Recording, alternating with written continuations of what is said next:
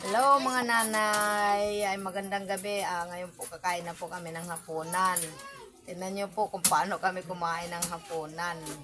Ganito po kami araw-araw. Tingnan mo, ay, ang saya-saya namin. Oh. May kanya-kanyang ano yan. May kanya-kanyang sandok. Ay, may mama na nakahubad. Oh. Ay, wala pa tayong pray. Pray muna tayo. Sa ngalan ng Ama, ng Anak, ng Espiritu Santo. Amen, Lord God. Marami pong salamat sa pagkain na sa pagkain na namin ng Panginoon.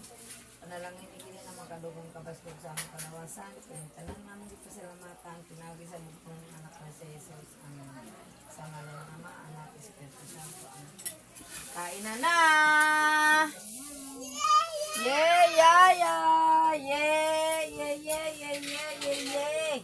Kainan na naman. Aray ko, nahulog yung gawa ko. Teka lang, umulong ka doon. Oro, kasi ayan nga ba sabi ko sa iyo huwag mong dagalan yung gawa ko para hindi mahulog Oh my God, kadamo gid pala nito, Noy. Hindi na matapos-tapos. Dito na natin Sige na, kainan na. Hindi pinaghihintay ang pagkain. Ay! Ano ba yan, Iban? Kainan na. Tingnan nyo kung paano kami kagulo.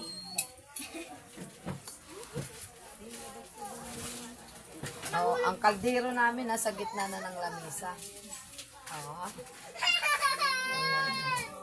Bakit ba? Huwag na. Huwag na yan lang. Kainan na. Ay, kay Joseph, kain na na. Ay, grabe siya. Okay, kain na na. Ayun ang muse namin palagi dito.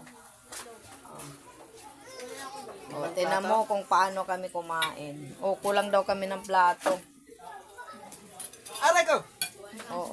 Makatulak naman hay na naman. Kain na na. Kili-kili power. Pasensya na po kami. Kayo kasi kulang yung aming upuan yung ano. Si John Lloyd Cruz. Si John. Ay, may GC, kain na na. Halika dito. Kain na na. Ganito kami kasaya dito sa amin pala. Wow, thank you very much, may GC. Meron pa kaming special menu na gatae. Ganyan talaga pag mga Bicolano. Pero si may GC, nagagatae. Walang sili. Hindi mahilig sa sili. Pero masarap yan. Basta gata. Talagang piyesta kami dito palagi. Tinan nyo, mga guys. Wala ang pwesto. May market sa hagdan. Kuway-kuway naman kayo dyan. Grabe kayo. Ganito kami pag kumakain. Kasi madami-dami kami. Ang lamesa namin ay maliit lang. At balit din yung aming kubo. Kaya ayan. Ngayon. Halika, kain na tayo. Tignan nyo naman yung isang muse namin doon. Ay, kabayong bakla siya.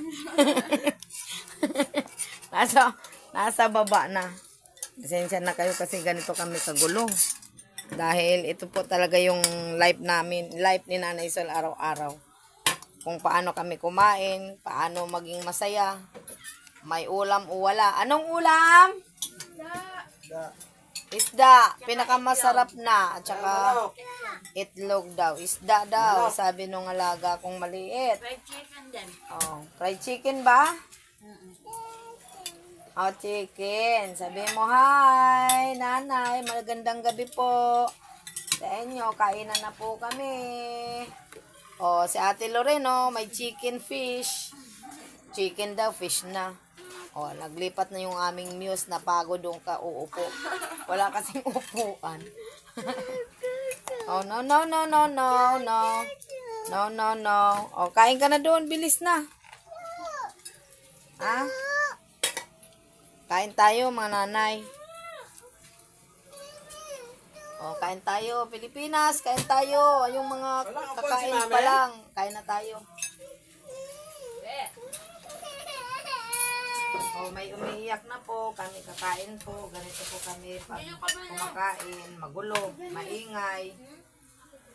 Tamo, nag-ano sila ng Ang kaldero po namin ay nasa gitna po ng lamesa pag kumakain kami.